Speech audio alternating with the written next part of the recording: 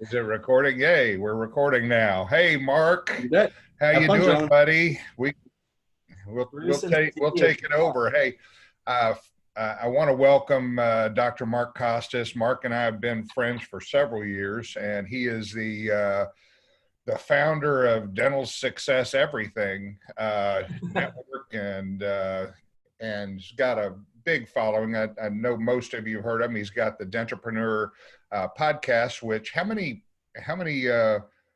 downloads have you had of that, Mark, on a weekly basis? Well, we're on episode 393. I'm sorry, 893. We're closing in on 3 million downloads, and we get about 100,000 a month. Good grief. That is, just to give you an idea, I'm on episode with the Productive Dentist. I'm on episode 62. So I'm a few behind you. And so that is pretty unbelievable. Now, are you doing those on a daily basis now? Or I know at one point you were doing them almost every day. Yeah, we started two a week, and then we went up to 4, and then 5, and then 7. And then during the crisis, because guests are harder to get right now, we're back down to 5 for a while. But yeah, we do it at least 5 times a week. Oh my gosh. Now, do you have guests on those most of the time, or is it sometimes you just pop on? And I would say about 50-50 because, you and I have the privilege of being able to speak a lot. And I have a guy or a gal that comes with me and kind of always brings audio equipment. So we have a lot of presentation material that we air on the podcast as well. Right. So interview style and presentations, live presentations as well are on the podcast. That's amazing. I remember I was at the Dykema meeting and you guys did a live podcast from the stage at the Dykema meeting. So that was pretty impressive. With Don Casey Jr., with the CEO of one of the biggest companies in dentistry, really. Oh yeah, that was fun. Well, I know you have some dental practices, and tell me a little bit about what's been going on the last few weeks in your practices and your thought process of how that's worked. Well, thanks for asking. Yeah, I have 6 dental practices right now. We had 10 at the beginning of last year, and we decided upon urging of my advisors that it was probably time to stop acquiring for one, because there was what we considered a significant market correction looming.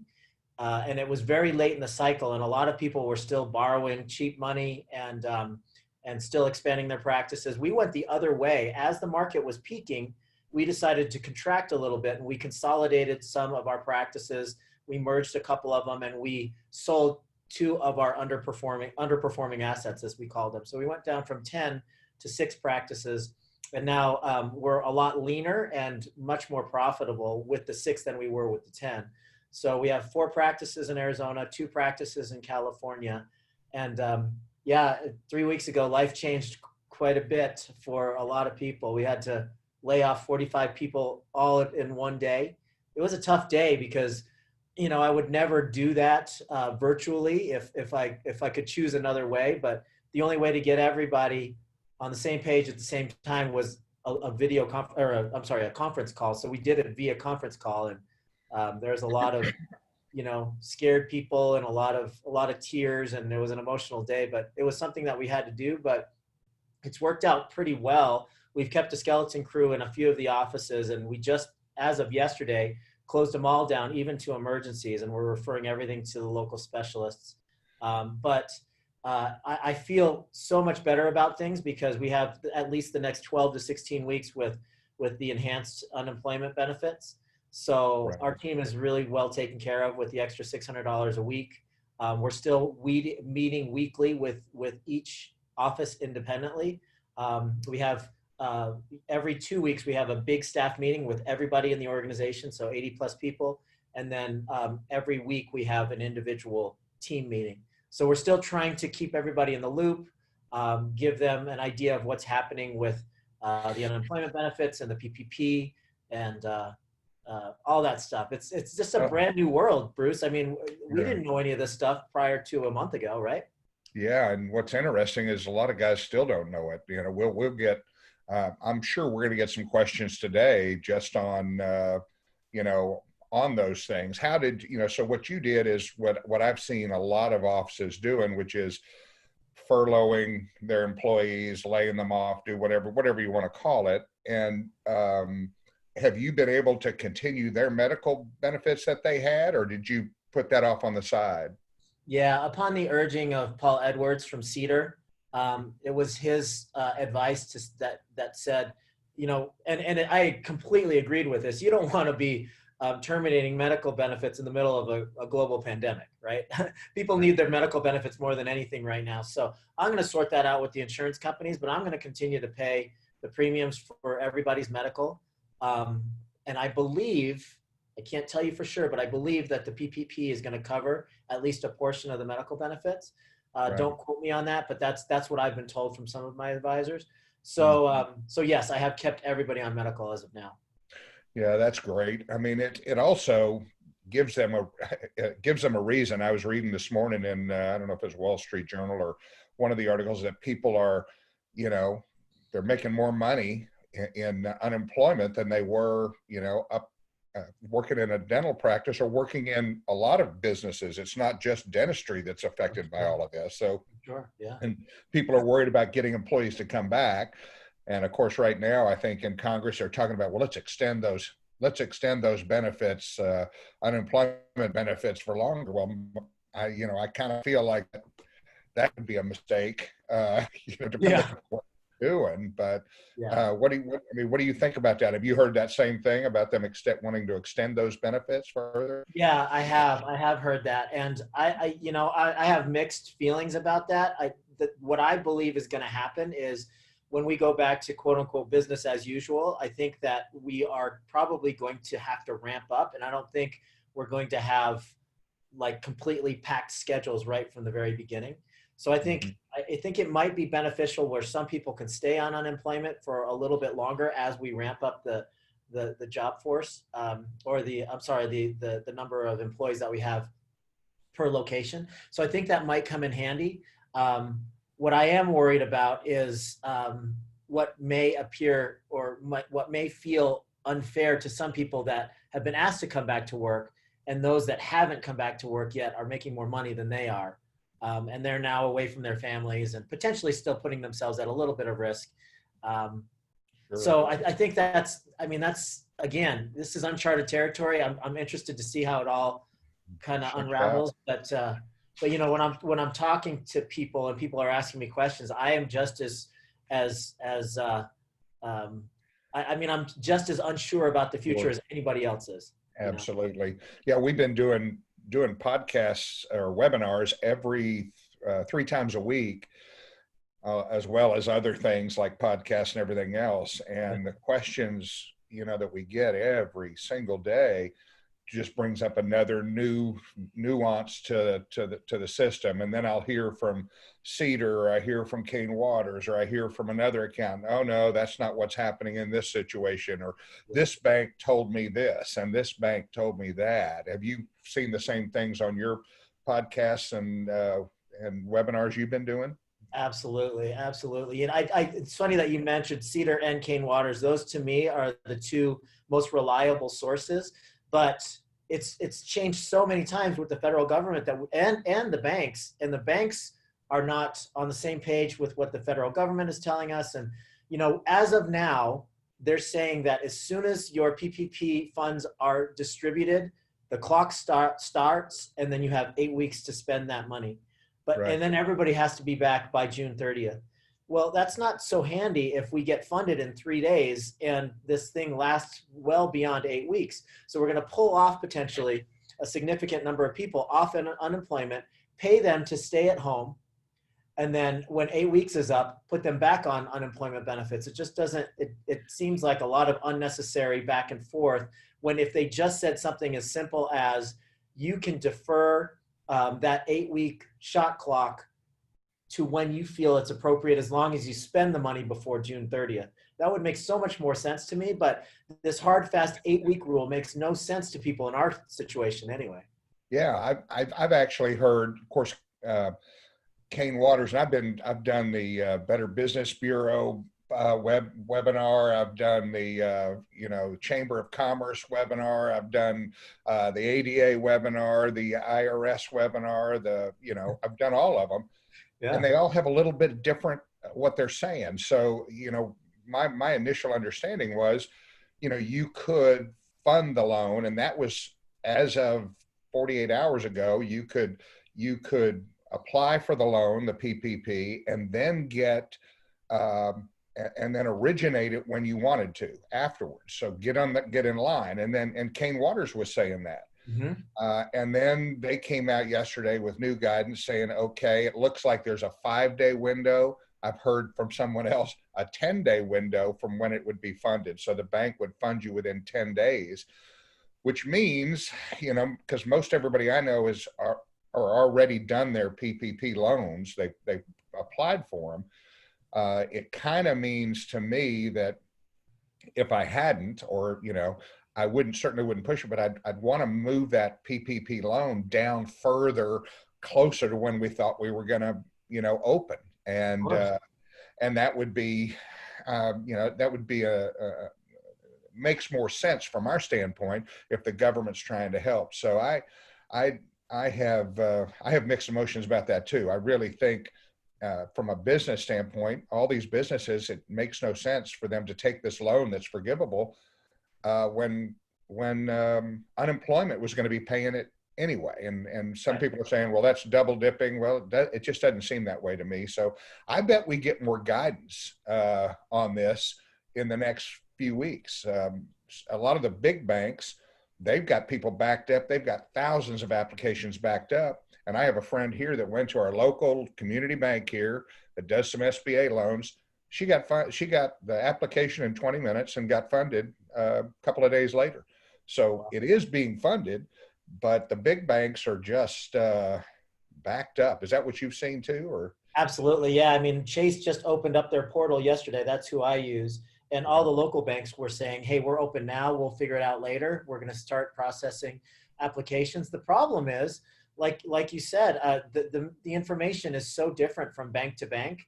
And if they assure us that once they run out of funds, they'll be able to refund it with more.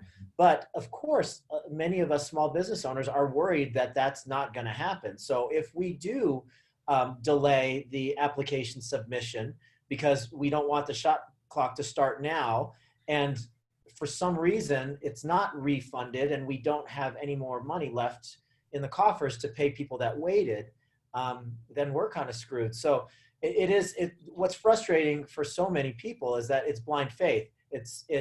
Well, I risk not getting anything right now, so I'll deal with the 8-week window and just roll the dice. Or I'm also rolling the dice if I wait to apply, because they might not have any more money left in the second round. So yeah, it's tough. It's really tough. Yeah, it's a tough decision. I mean, one guy that I was talking to said, well, it's a 1% loan for 2 years. Mm-hmm. And, if I was going to get a 1% loan for 2 years, I have 2 ways I can utilize that. One is I could use it for forgiveness, in other words, use it just for 75% going to employee salaries. And I could use that for whatever, the other 25% for whatever you're supposed to use it for, which is interest, income, rent, those types of things.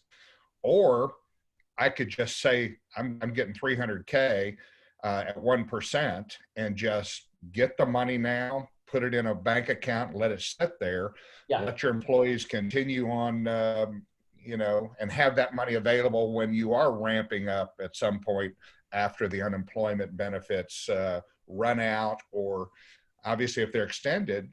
The part of the forgiveness of this whole program is, and I read this yesterday, it was also on the Kane Water site, is they're going to look at it day one of the 8-week period, is what I read.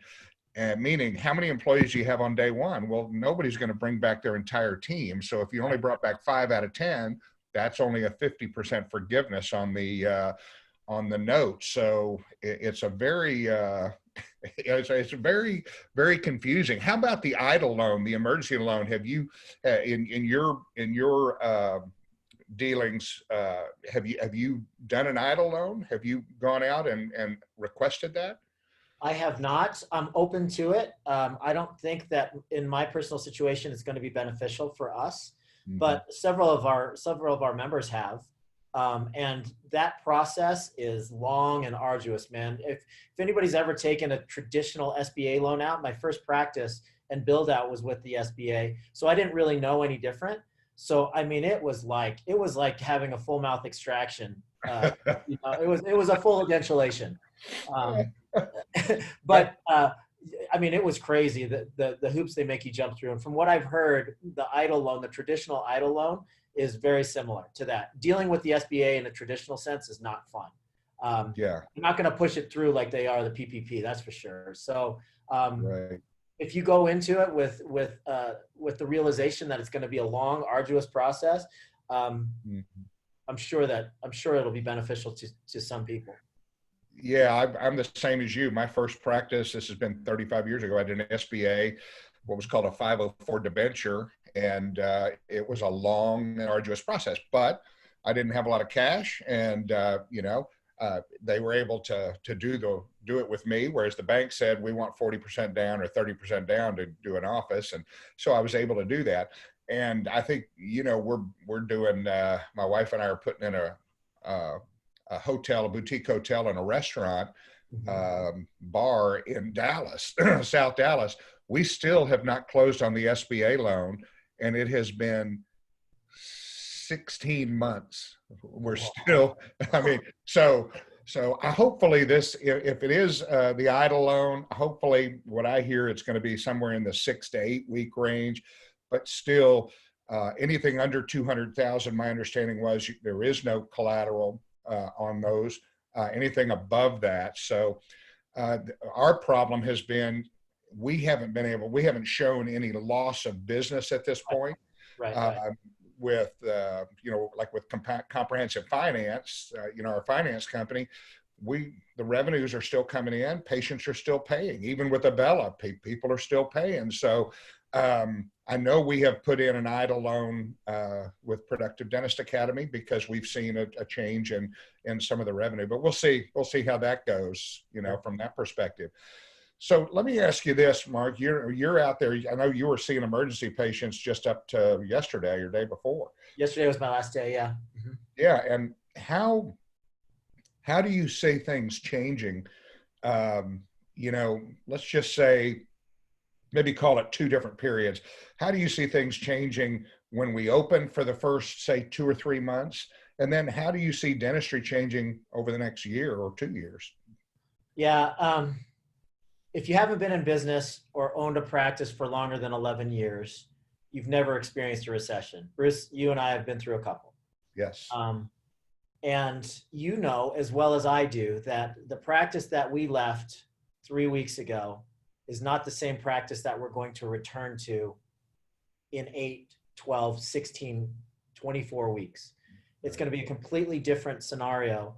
And it's difficult for people to hear, but it's definitely true. The practices that I left or that were in existence prior to the global financial crisis in 2007, 2008, were before that crisis, those were different practices than they were during the crisis, than they were after the crisis. Three distinctly different practices. Um, and the business climate was very, very different in each of those particular periods. So the practices that we left at the end of an 11-year economic tear just 4 weeks ago are not going to be the same practices that we return to. And during the bear market, no bear market lasts forever, but during the bear market, we're going to have to make some significant adjustments to the way that we do business. That's the bottom line. Um, a boutique fee-for-service practice may suffer a little bit. I'm not saying that it's not going to be successful still, but there's definitely some things that you're going to have to adjust. Maybe it's creating a membership plan. Maybe it is allowing people to come in for quadrant dentistry and single tooth dentistry instead of just full mouth rehab. There's going to be certain things that certain types of practices are going to have to adjust just a little bit in order to meet the market demand. And I do believe that everybody has a shot to do well, but you have to really, really go into this with a sophisticated mindset. These types of situations are great for people that come in with their eyes wide open and come in educated.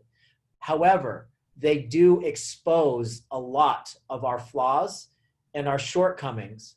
So if we don't know how to read a P&L, right now is a good time to learn how to do that. If you can't trace a dollar bill from where it comes into your front office all the way through your practice, you don't know your cost per procedure, all of that stuff, now's a good time to educate yourself, because those sorts of things are going to be really, really obvious in the new economy, in our new reality. So I think that it's a great opportunity for people that are informed and prepared.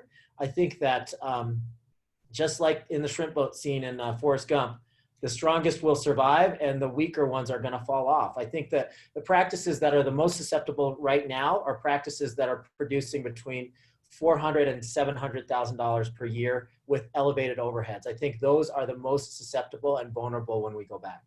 Yeah, I totally agree. We've been doing a program on our webinars that is called Predictive Analytics, and it's basically it's the things that you're talking about: predictive revenues, goal setting, predictive expenses, trying to figuring out exactly what you're doing. One of the things that we're doing that I'm talking with our docs about is it's a unique opportunity right now because when was the last time you had 400 patients or 500 patients that needed dentistry that are off your schedule that you had to take off your schedule because you don't know when you're going to be open? And so what I've been talking about on several podcasts that I've been on, but it's that unique opportunity to, and I tell them, get a list of patient name and phone number, email address, whatever, and then how much dollars did you have to reschedule for them? No, so I rescheduled. It was going to be a 3-unit bridge for 3,800. It was going to be here for 400. In other words, and then rank them from highest production to the lowest production. The lowest production can certainly, an occlusal composite can certainly wait a few weeks. You don't have to put them in the first day you get back. And so what I've been working with docs is by saying, okay, this is your opportunity to put to load that first day of the schedule, not at $400 an hour or $3,200, which is where you've been, but this is your opportunity to load it at $7,000 in production, $800 an hour, $850, $900 an hour, and do that daily so that when you come out of the chute, or when I say drop the green flag and the race starts, you're not just producing what you were producing, you're actually doubling your productivity. Now you are condensing it, but you're also going to have pent-up demand. And so this pent-up demand, what I'm doing is having them put them within the different areas where they can fit amongst the higher productive procedures. So I really am excited for docs that understand that concept to be able to start powerfully, when you first start out. I don't disagree with you that there may be a lower demand as we're going out, but there's also going to be the pent-up emergency demand. So same-day dentistry, same-day services are going to be extremely important. Somebody has a broken tooth, you do it then, and there are going to be those opportunities. The other thing I've been talking about, which I know you've been an advocate with for ever since I started, but compassionate finance is something that's really, people have insurance. Okay, use that as their down payment and allow them to pay monthly payments over a period of time.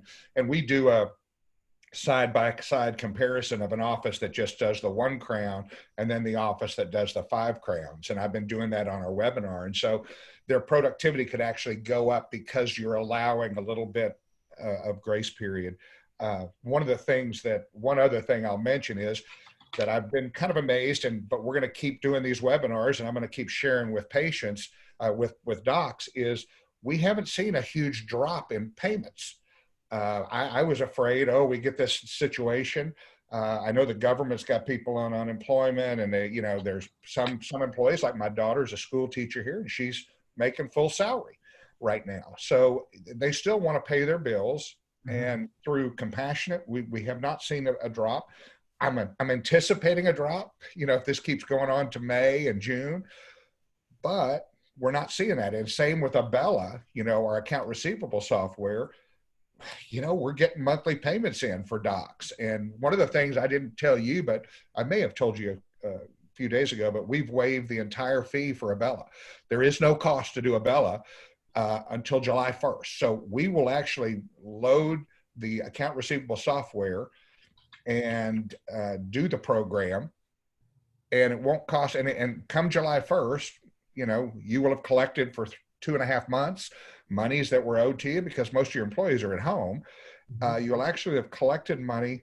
And then if you decided you wanted to continue, you could. And if you decide, hey, I'm good, I don't want to do it any longer. So that's something that just trying to help docs have a little cash in their pocket to do that. That is awesome. That is awesome. I have to make sure that we share that with my community as well. They'll be all over that. Incredible stuff. I love that strategy. In fact, if anybody hadn't heard that, I hadn't heard that strategy before. Intuitively, it makes perfect sense, but the way that you kind of rolled that out, where you get some of the higher value procedures and you kind of front load those to when we come out, that's awesome stuff. And I'm going to do that and pass that on if you don't mind. Oh, gosh, no. That's a great strategy. I do have to say that this is going to be slightly different, I think, than the last recession, very different from the last recession, in that right now we have more unemployed people in the United States than we ever have.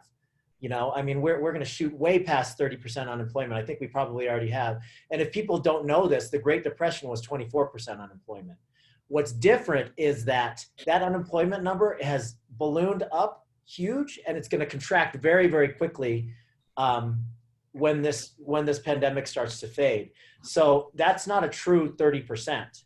And that's not going to linger for a long period of time. I think that we could be looking at several months, maybe a year, but I think that unemployment number is going to come back down to a reasonable number relatively quickly, just because of the unprecedented nature of what we're facing right now. So I think that we are in a bear market, I think, for years, but I don't think it's going to be this devastating to the economy for a long period of time. I think people are going to get back to work quickly. Yeah, they're talking about that V, where the market goes down, then it comes back up. Today, it's up again for the third day in a row, this week, or third day out of 4 this week. It's up. Of course, it's early. I'm kind of looking at it. It is going to be a longer recovery than what I think the politicians are talking about. They'd love for it just to come roaring back. Yeah, it's not going to do that. Yeah, I don't think that's going to happen. But my ultimate feeling is just what I found in 2008. It was just a different buying decisions. When people would come in, they knew they had to have work done. But and that's really what began compassionate finance was. I had patients who I knew had money, but they just needed some monthly payments, because even if they had cash, they were holding on to it because they didn't know what was going to happen. And so and that ability for them to make monthly payments, had worked, nicely for them. And that's really kind of what started that whole process.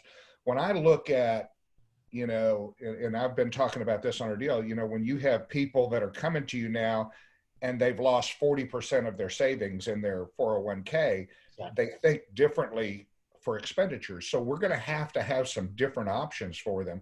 They may be able to pay $145 a month for 48 months and get some veneers done, but they're probably not going to pay you 12 grand. They're just not going to part with that cash. And I saw the same thing with all on 4s and all on 6s back in 9, 10. That has stretched even into 2011 and 12.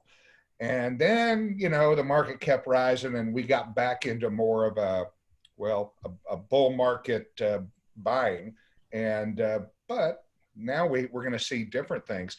One thing I wanted to ask you is in looking at dentistry being different, what different things do you think as far as how we practice? Do you think that there's going to be some changes in how we practice?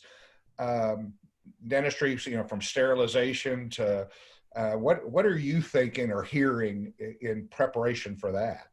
Yeah, I mean, I think that if there's a silver lining or something positive that can come from this, I think a greater focus on infection control and sterilization has to happen, because I think the market is going to demand it. I think they're going to demand it, and I think that people that get to that place where they have more elaborate ways of sterilizing, negative pressure, perhaps decreasing aerosols in any way.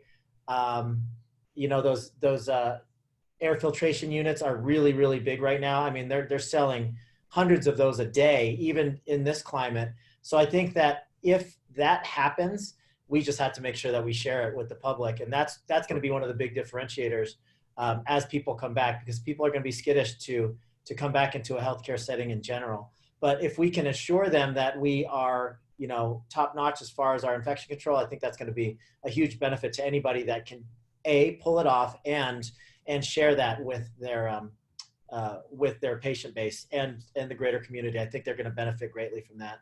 Yeah, that'll be helping you create your own unique identity by saying, hey guys, we do it like this. I'm doing a lot of research right now on, because you got to be able to turn, right now we can turn a room in about 5 minutes, 3 to 5 minutes, we can turn that room. I think we're going to need to find a way to turn a room in 10 minutes, or 15 minutes, because it's going to be different. And so I'm really doing a lot of research right now from infrared to ultraviolet lights to ozone to negative pressure and so what I'd love to do is find a way that we could get, do the studies, do the research to find out how we could eliminate these aerosols. Because as you know, that aerosol, I mean, you put a high-speed handpiece on a burr and you got an aerosol. So I don't know how that's going to work. Looks like we might have some questions. Stephen, are you in the question department now? Or you guys are making them think today. There's some really good stuff coming in. First one, I love this. This is from Dr. Mark Adelberg, who just kind of based on what y'all were just talking about. Do you see our offices charging a separate fee for infection control, just like the airline industry started charging for bags? The cost is going to be very expensive for all of our offices. That's a good question. I don't know. I think it may end up just being one of those cost of doing business things in a new world. I am already investing in some of those air filtration units, but because of the number of practices and number of operatories that we have, it's going to be really expensive. So that's a good question. I'm going to defer to Bruce. What do you think, Bruce? I say, let me flip this coin over here. I think I think we may have that. We may have an infection control fee. The fee for service practice, like myself, I might just incorporate that into my pricing and not have it as a separate fee. But boy, I tell you what I would be doing. I would be posting everything that we do, everything that I send out to social media, everything would be telling us, watch us how we sterilize a room. Whether it be, I saw one guy with a steam, it looked like a bug catcher, one of those old bug suckers, but it had steam coming out and there's steam and everything, killing the virus. I'm not so much worried about killing surfaces. I think we've got stuff that we can do. What I'm concerned about is how do we get that aerosol out of the air? And can we do it to where it's, because you're seeing people with hazmat suits catching coronavirus, and we're going to be wearing a mask and some scrubs and a jacket. So yeah, they're saying even the N95 masks are ineffective with the viral load that comes up from, a standard dental procedure with the aerosols. So yeah, you need to have a full on PAP, You talked with an expert from, was it University of Colorado? You talked to somebody about that, or? Yeah, University of Colorado yesterday. He was a professor there, and he was just going over, the true dangers of aerosols and what we do. We are probably the #1 profession at risk for the type of procedures that we do and the amount of aerosol that we generate in just a standard procedure. No doubt. Yeah. All right, Stephen. Yeah, interesting stuff for sure. Okay, we're going to kind of take some of these questions from the top. So some PPP questions, of course. Dr. Chris Juliano, he asks a PPP question. I'm supposed to hire back everyone right away, but cannot open. So if approved for PPP, how do I use it when I can't use it yet? Yeah, that's the problem, right, Bruce? That's why so many people are waiting and rolling the dice that there will be a second round of funding when this runs out.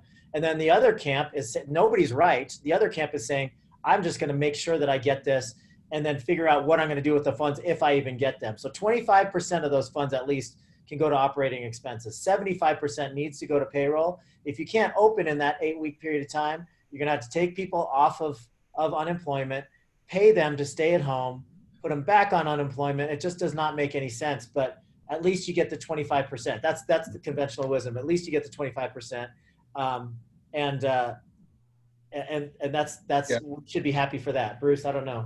Yeah, I mean, you could spend the 25% on the things that you can do and get 25% of that loan. Let's just say you get a PPP for $100,000 and 25,000 is forgiven and 75 is not. But what you're doing is you're just taking somebody off employment and paying them. What I would probably do is I would take the loan. If I had to fund it, first of all, I would try to wait. I mean, I'm a gambler too. So I would wait and I would say, all right, I want to get this money closer to when I know I can open. That's just me personally, and thinking that, I would be able to use that money's better, and I'd let the government pay them now, which is part of the deal that everybody's been talking about. But the other side of that is, if I'd already applied and they say, look, we're going to fund you in 5 days and you don't have a choice, then I'd take the $100,000, put it in a separate bank account, let it sit there. You're not going to get more than 1% interest from the bank, but do whatever you want to with that money. I'd hold on to it and see how long this whole thing happens. I'd rather have 100,000 in the bank at 1% with a 2-year payback than have nothing in the bank with and worrying about it. So, but if you do the math though, Bruce, correct me if I'm wrong. So it's the 9th today. If it takes 5 days, if you apply today, it takes 5 days to fund it, assuming that that's 5 days and not 5 business days. Let's just say you get funded on the 14th. Yep. Then you have 8 weeks to spend that. That is June 14th, if I'm correct, right? And you have to hire everybody back, the same number of people to hire back before June 30th anyway. So you're only a couple weeks off.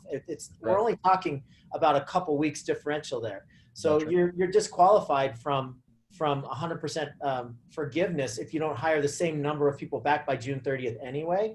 So we're only a couple weeks off. So if you can put off applying maybe just for one more week, that'll get you 1 week closer to the June 30th deadline of rehiring everybody back anyway. That's the way I'm looking at the math right now. So I'm waiting till next week personally to apply for my PPP loan, but rolling the dice that there'll still be funds in the coffer. Jeez, it's just crazy. Yeah. The good news, I mean, one of the good things I've heard is Mnuchin, they're going back with a simple vote to pick up another $250 billion, adding it to the 360. So I think they understand. But you know what? One of the scariest things that could possibly happen is somebody comes and knocks on your door and says, I'm from the government and I'm here to help. Because you're going to get hosed. So, but anyway, that's where we're at. Stephen, we got some more questions? Oh, boy, do y'all ever. You bet. This one's from Dr. Kevin Hart. Welcome back, Dr. Hart. Glad to see you in the webinar again today. Can we keep our staff on unemployment as long as possible if we don't get back to work for a while and then pay our staff 75% of the PPP loan before the end of the 8 weeks? Kind of like paying them in advance. In other words, is there a provision that we have to hire them back as soon as we get the money? I don't know the answer to that one. I don't either. I do know that makes sense. I do know that I believe you have to take them off of unemployment. So they have to be back on payroll before June 30th. So in order to qualify for the forgiveness. So that's a great question. Can you just kind of dump all of it in one pay period? Fell swoop. Just here's the money. I don't know. I don't know the answer to that question. That's a great question, though. It is. I'm going to keep talking to the guys at Cedar and Kane Waters and keep looking. I'm continuing to do the webinars just because it seems like every day we get new guidance. So, but that's a great question. Yeah, and Dr. Hart joins us a lot, so maybe as we learn more, we can revisit that one. Great question. Thanks, Kevin. Oh, all right. Can a dentist who is the owner of a corporate practice collect unemployment? I think it comes down to whether or not you take distributions or W-2 income. Right. So I think the answer is yes. If you collect any W-2, do you know if that's correct, Bruce? Yeah, I believe if you're W-2, yes, you can. If you're 1099, you can apply for your own PPP. They haven't opened that up yet. I think they opened up the 1099 PPP on the 10th. Friday. Yeah, Tomorrow. Friday. So yeah, tomorrow. So yeah, if you're an independent contractor, my understanding is you're going to do your own application and you're not included in the office's PPP. You're actually excluded from that. So that's my understanding. All right, perfect. This one is for you, Dr. Costas. Mark spoke about selling off underperforming offices. Would you sell them off at a significant loss or to make your other offices better? Would you sell them at a significant loss to make your other offices better? So there are two time frames that we could be talking about here. We could be talking about what I was willing to do in the past before this crisis, and what I'm willing to do now. Previously, no, I would not sell them at a significant loss because none of my practices were operating at a significant loss. They were just not as profitable as I wanted them to be for the effort that we were putting into them. So we did okay by eliminating them or merging them into my other practices. So we didn't lose money on the sale of those. Going forward, that's a whole different scenario. If I was a multiple practice owner in this climate, I would try to use all of the resources possible with EIDL loans and PPP loans and whatnot, just to stay afloat and try to get those at least break even before I considered unloading them. I wouldn't shutter at this point unless you were bleeding cash significantly from the underperforming practices. Mark, do you think that there's going to be a lot of practices available for purchase after this? I do. Unfortunately, I think that, like I alluded to earlier, I think that some of the practices are going to have to close. And I think that a lot of them are going to be selling at much less than they would have prior to this crisis. Unfortunately, yeah. Okay, we don't have the amazing Kreskin on for this next question, so we'll have to totally guess here. What is the estimate? When do you think dentists will be able to reopen in Connecticut? My date across the country is June 15th. That's my prediction. I'm sticking with it. I think we'll be back June 15th, but of course I could be wrong. That's how confident I am. So. Yeah, I would say I carried that over into my personal life too. Like I'm like, oh, June 15th. Dr. Baird says June 15th. So it's been my go-to as well. Yeah, I personally think that sometime in mid to late June as well. I feel pretty optimistic right now. It feels like things are starting to stabilize a little bit. And I don't mean to say that in an insensitive manner. There's still a lot of people that are suffering, still a lot of people that are sick, but I do believe that this thing is going to clear up before the end of summer. Oh yeah. I do too. I'm hopeful. All right. Again, for Dr. Costas here, Mark, you were seeing emergencies the last couple of weeks and then stopped yesterday. What was your reason for stopping altogether? Okay, this is a very difficult question to answer because I understand the emotion that goes into what's happening right now. I'll tell you guys right now, straight up, I interviewed the professor from the University of Colorado, and he warned of the risks of aerosolization and that N95 masks were not sufficient PPP, and about 100% of the people that are treating even asymptomatic carriers of coronavirus will get it in an aerosol environment, no matter what kind of PPP you're using, unless it's a hospital setting with negative pressure and a full gown. So I will tell you that when I did that interview, just interviewing the person that was delivering the bad news, led to hate mail in my inbox and direct messages. People don't want to hear bad news. They don't want to hear that it's unsafe. They don't want to hear the facts. So I'm going to be very careful. There's two camps right now. There's people that are saying it is my duty to help my patients and keep them out of the ER. And I completely respect that. And I agree with that. The other camp is saying that the aerosolization and the viral load that I'm going to be putting myself under and my team and bringing potentially home to my family is not worth the risk. So I'm going to tell you personally that I didn't feel that it was worth the risk to expose myself, my team, and my family to that when there were specialists here in our local area that were still seeing my emergency patients. So I made the personal decision to do that.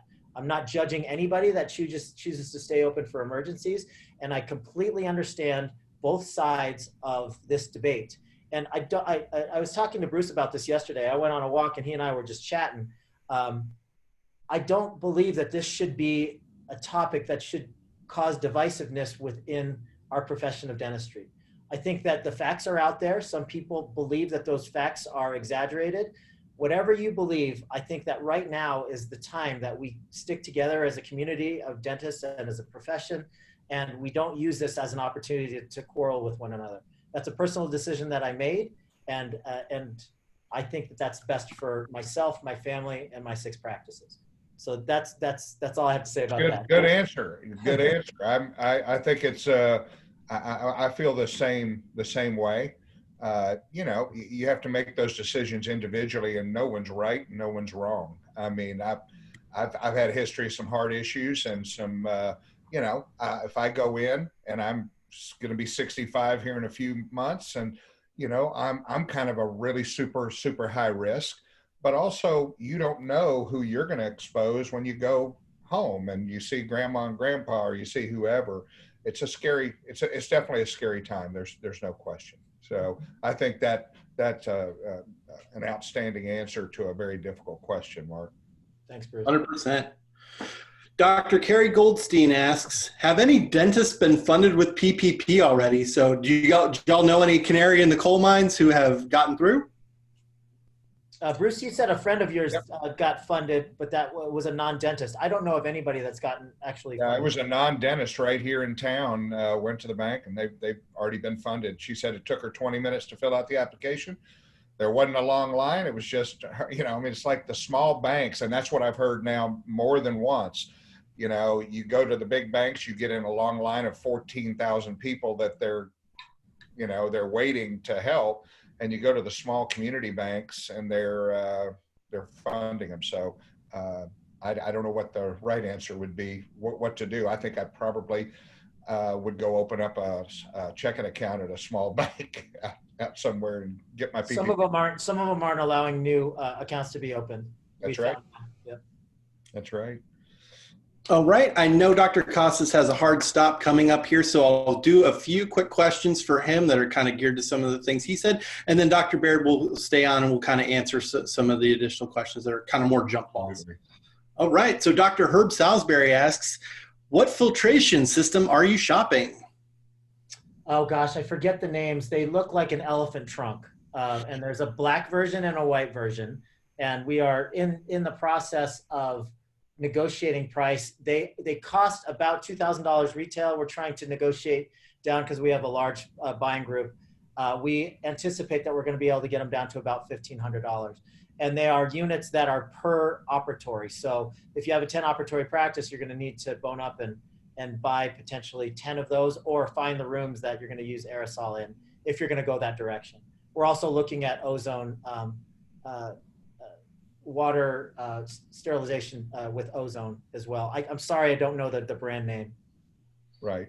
I can look that up, actually. Go ahead. Maybe you can holler at us and we'll put it in the later deal. Sounds good. Sounds good. Absolutely. Is there any information on how effective Isolite is in reducing aerosol? I don't have any hard data on that, but I will tell you that it does decrease. Hold on one second. I have the name of it here.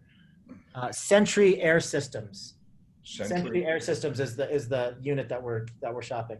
My awesome director is right here to on those questions. Isolite is effective in decreasing aerosolization, but not to eliminate it completely. Even a rubber dam, they say, is if you're using a rubber dam, you're still getting some aerosol. That's what I've heard. All right, Dr. Costa, do you have time for one more, you think, or? No, I got 10 more minutes. So Okay, perfect. All right, could we give our teams a bonus that is essentially a payment for future work? Of course, we would need to explain this to the team members, but as long as the funds are dispersed to the team, does it matter if the work is already done? Or maybe could it be a form of an advance? Kind of similar to that question we got earlier. Yeah. I believe that it has to fall within the same average payroll cost per payroll cycle. So if you're stockpiling this 2.5 times one payroll cycle and you pay it all at once, I think that's going to disqualify you from a certain percentage of the forgiveness. That's the way that I understand it. Yeah, I think that's probably true. I really believe we're going to get some guidance this week on this, because like I say, this morning they were talking about it, with the unemployment benefits and all of the differences. So I think we're going to get additional guidance that maybe could answer that question. But truthfully, I don't think anybody knows the answer to that. Yeah. All right. Is there any resources available for negative pressure rooms? I do not have any information. I do know that that's usually in construction design that they actually do that. I think that they're going to, I've been looking, and I've got actually about 40 docs that are out scouring, that are sending me info of that they're researching and finding out. And so, over the next few weeks, that's on my hit list. What I would like to do, and Mark, I'd love to work with you on this, but to come up with, this is our package. It's going to cost you this much per treatment room plus X amount or whatever, and literally come up with something that can differentiate any practitioner that's doing it that way. Right now, my understanding is there's nothing that can take care of that load that we currently use. But like you're saying, some type of a large hose vacuum that pulls it through some type of filter system, some type of negative pressure, ozone. But what I'm going to promise everybody on the podcast or webinar is that Mark and I are stay connected. I'm staying connected with lots of docs, and if I come up with a way that I think would be beneficial, you'll definitely hear it here, or you'll hear it on Mark's podcast. Yep, for sure. I'll be very closely connected with you, Bruce. And like I said, my team is already starting to negotiate with certain companies. So As soon as we get those deals solidified, we'll pass them on to you guys, and you'll get the same deal. Yeah. I get nothing out of it, by the way. We're just trying to do the right thing. This is something that can help our docs and protect them, their families, and their patients. So, but I see us in moon gear going in with to do astronaut gear. Yeah. So anyway. All right. This is a great question on some content that we've talked about covering in a couple weeks. So scheduling. How are you guys going to deal with being closed March, April, May, what you would normally book 6 months out for September, October, November? Are you worried the ebb and flow of the office is going to be out of whack in regards to future scheduling? I don't think there's any way that things aren't going to be out of whack for the first 3, 5, 6 months that we come back. In fact, today we're placing ads. Strange time to place ads when every single hygienist in the United States is unemployed right now. But we're actually placing ads for temporary hygienists because we're anticipating the end of June, and we're going to double up our hygiene in every practice compared to where we were before. If you have the capacity for it, that's what probably you're going to have to do. But taking Bruce's lead on the unique scheduling, I think that there's going to be some prioritization in hygiene as well as prioritization in the restorative care that we're going to be scheduling. So, it's definitely going to be a tricky scenario.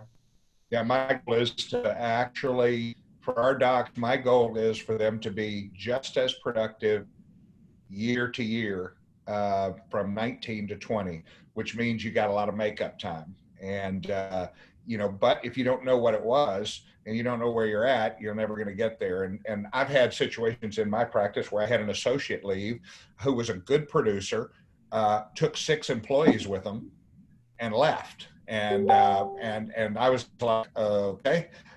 It was one of my great stories about, coming home and there's no furniture in the house. This is kind of how it felt. And what happened was interesting. Within 2 months, with 6 less employees and 1 doctor who was a producer, with no additional people, no new doctors, we were able to ramp our production up to equal and actually go above what they had done before. So I think this is that same scenario. It's going to take focus, it's going to take preparation, and it's going to take a goal and make it fun. Hey, last year we did 1 million. This year we're afraid we're only going to do 650. No, we're not. We're going to do 1 million, and we're going to figure out a way to do it, or whatever your number is. So that's the way I'm looking at it.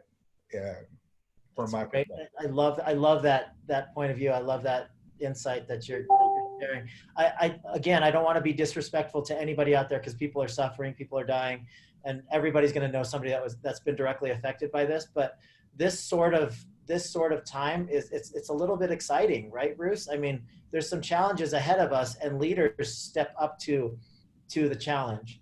Not that we wish this on anybody, but it is going to define the type of leader that you are, the type of organization that you run. So the challenges ahead of us, we can look at them as drudgery and in a negative light, or we can just say, hey, this is a really unique and fun challenge that we can overcome together as a team. So I'm excited about what's going to happen when this thing is finally kind of over. Yeah, there's always, I'm doing a webinar that's, the surfboard mentality. We know we're getting hit by a tsunami, but I'd just soon have a surfboard and look at it that way, as opposed to just knowing I'm going to get run over. But good points. 100%. The difference between being opportunistic and an opportunity that's presenting itself, right? Yeah. And Dr. Baird, what you said was a great plug for everybody to go and register for Monday's webinar. That's going to be Predictive Analytics Part 1 and then Predictive Analytics Part 2 next Wednesday. So if you're in this chat right now, make sure you register when the resources go out later today. All right. So Dr. Kim Matthews here. I have read that if you take the PPP loan, you have to keep employees at the same level until September 30th, 2020. Any insight if you use up to 8 weeks and you still aren't open and you have to keep paying your staff? This is what concerns me. I have not heard that. I haven't heard the September 30th date either. Yeah, that would make no sense to me, because, they can't, you have an 8-week window that you have to spend it. There's no requirement to hold on to employees till September that I've heard of. All right. We have one from anonymous attendee here. How can pediatric dentists and orthodontists volume-based dentistry stay afloat? How can you increase hygiene if social distancing guidelines may affect your ability to exist? Wow. Well, tough I don't think that's, go ahead, Bruce. No, that's a tough question. I mean, I'm going to have to grow longer arms, so I've seen a couple of pictures of guys with robot arms out there doing their work, but a high volume practice, the PPO model where you're seeing lots of people, that may change a little bit. I mean, when you can't see it, when you can't turn over a room in 3 minutes, I don't know, Mark, you're involved in a lot of different areas in dentistry, but it seems like that's going to be a more difficult answer. Yeah, as far as infection control and the volume that you're seeing, I think it's going to affect all of us. Maybe so a little bit more for the volume-based practices. I'm a PPO-based group, so we'll have to wait and see. I'm hoping that these new sterilization protocols aren't going to take significantly more time. I don't think that, these air filtration units are going to add, 20% more time to each procedure. And I don't think that they're going to significantly increase the amount of turnover time, but I really don't know. I don't have the protocols in place yet. And that's going to be one of those things that we're just going to have to try to figure out and navigate once this new reality kind of sets in. One of our buddies, Dwight Pecora, has been posting, sending me little notes and saying they're working on it too. And he'll share that info. So I think the real proactive docs are trying to find the answers, and we're going to share it with everybody. So, agreed. Mark, I really want to appreciate you being here and sharing. You know, the last hour went by so fast, and it's always like that. I'm ready to go back up to an island up in the great Northwest, and we got a chance to spend a few days together, just Mark and his wife and me and my wife, and we just had a blast. We had so much fun. So, and you know what's funny, Chris, the ironic thing about this is we chose to be quarantined together for 4 days on an island away from everybody else. We didn't see anybody else except for the four of us. And now so many people are stressed about being quarantined. That was one of the best trips I've ever had in my life, and we were under quarantine. Yep. But I hope to do it again soon. I hope so too, Mark. Thanks so much, buddy, and you guys stay safe. All right, brother. Thank you guys so much. Thank you, Steve, and thank you to all the people out there. Much appreciated. Thanks, Mark. And I'll answer some more questions if we have them. Oh, they never end, Dr. Baird. They always come in. One I can answer real quick. What was the interview Dr. Costas did with the researcher from the University of Colorado on the recent podcast? I'm going to guess that that's the Dentalpreneur podcast. You're going to want to look that up in iTunes or whatever podcast platform you do. And while you're there, make sure you subscribe to the Productive Dentist podcast, Dr. Baird's podcast as well. All right. So just a few things on that September 30th date. We've had a few people kind of chime in the chat and in questions that Bank of America might have had that in their contract.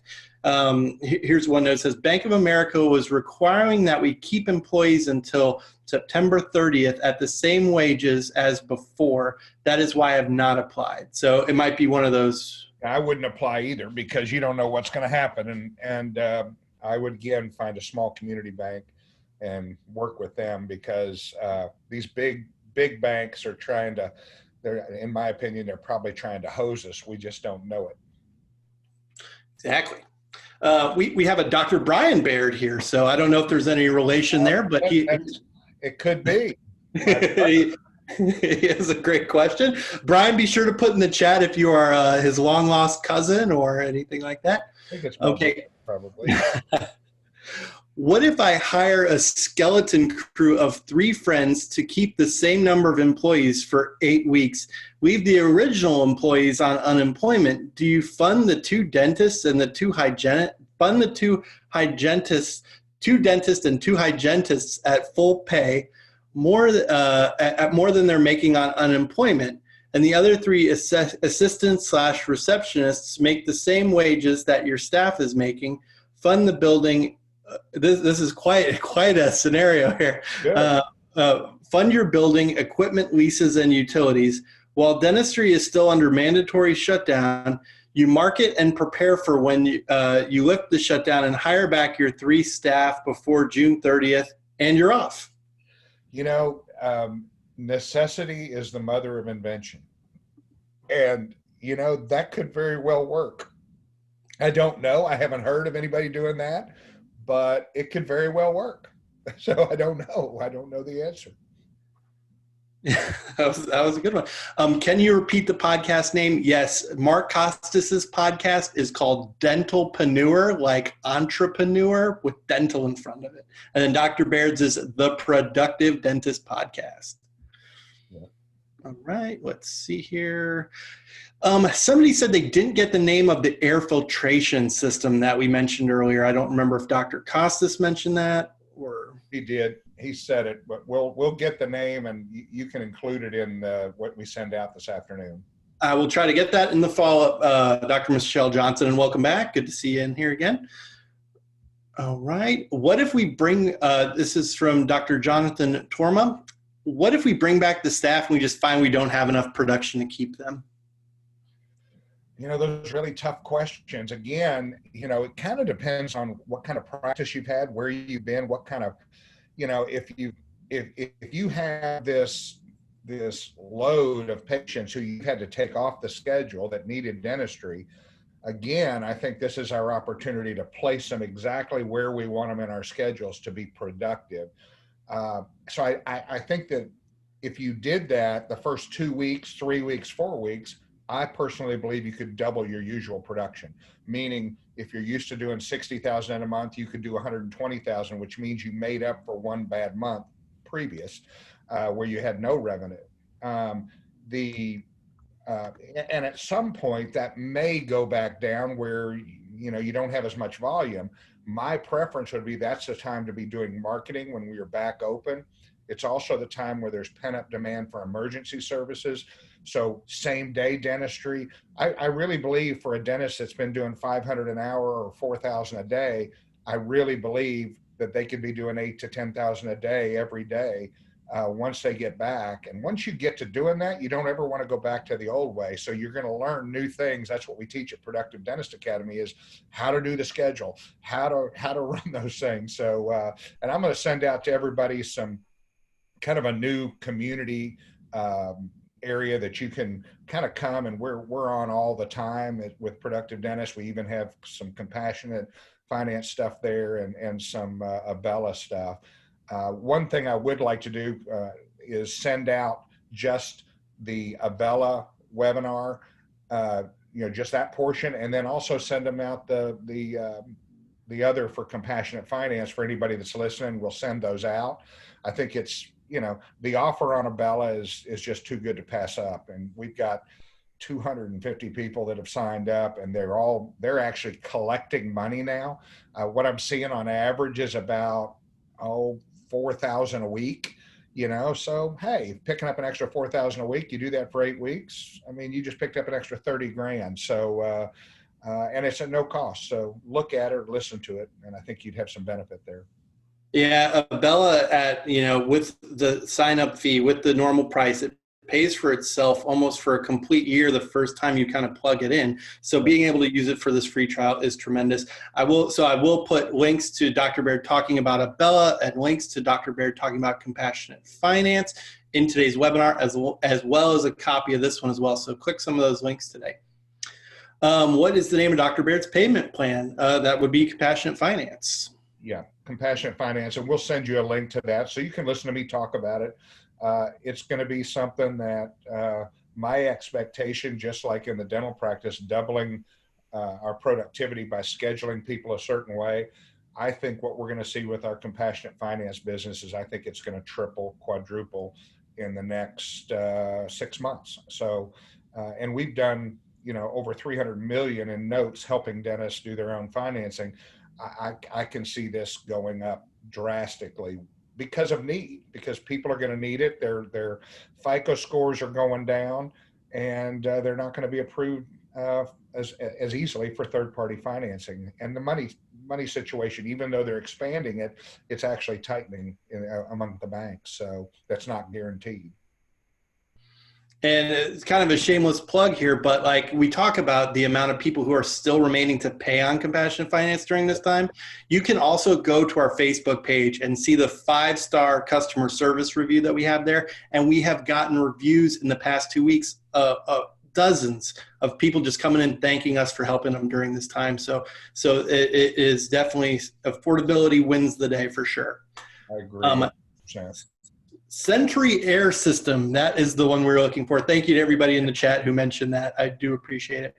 Yep. All right, we have a good question here on EIDL today. So I went to SBA site. I went to the SBA site to fill out an application for a $10,000 grant, and I assume then the EIDL, they ask for gross revenue, also cost per goods sold. Since we sell services and not goods, do I answer 0? Or do we enter annual lab fees, Invisalign fees, crown, onlay, implant lab fees, etc.? Yeah, I mean, I would do it that way as cost of goods sold. The interesting thing is I don't know of anybody who's gotten the $10,000. They said you'd get it in your account within 3 days on the EIDL loan, but I don't know of anybody. If anybody has, send us a note. But, there's just a jillion people all going for the same thing. Fill out the short form, give them whatever information. The truth is, whatever information you give them, that starts the application process. Even if it's not the right information, they're going to get back to you and tell you what they need. So get the application in, and hopefully you're going to get a $10,000 grant that does not have to be repaid. Now, unfortunately, they do take that off of the PPP, amount of forgiveness. So you're going to get the money one way or the other, hopefully. So that's the way I would look at it. All right, great. We have a few people chiming in saying cost of goods is zero for dentists. We have others that say CWA answers includes salary and supplies. So I don't know if there's yeah, everybody's got a different answer. It's kind of like we're going to keep hearing more guidance. And as these questions come up, it's typical government help. They say, well, let's do this. And you got a bunch of people who've never had a business. They've never run a business. They're in Washington.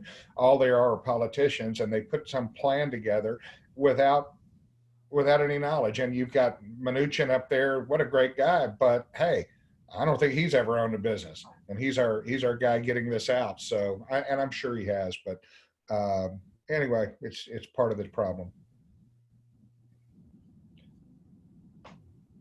All right, perfect. Question. If those employees who are included and working in limited staff, are we able to utilize PPP funds to give the employees a bonus in addition to their working compensation? Just curious if either of you know. Yeah, I don't know. It's just what you spend. You spend your PPP on employee salaries, 75%, and 25% you spend on interest expenses, rent, and things like that. And so if you follow that, my understanding is that you will be forgiven of that loan, but there's so much gray area right now. That's why Monday, hopefully we'll have a lot more guidance for you. At least I'm hopeful. It's kind of crazy. All right. Somebody asked, it is Sentry with an S. So Sentry. That will bring us to the end of our questions today, Dr. Baird. What an awesome conversation you had with Dr. Costas. I really enjoyed it. Mark and I have become really close friends, and he is plugged in.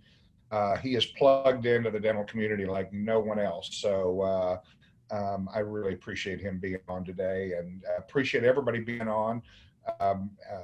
Let's get in on Monday. I'm going to be talking about the predictive analytics again. I'm kind of a repeat of Wednesday's, what's today, Thursday? Wednesday's program, yesterday's. And I know next week on Thursday, we're going to have Dr. Peter Bolden joining us. And Peter is part of the group with, who am I thinking? Bulletproof. Thank you. Yeah. So he's one of the bulletproof guys. So I will have him, because I'm going to ask him questions too. We're going to try to bring some people on that can give a little bit different perspective on this. So thank you guys so much for being on. Please stay safe. You're going to get all this information.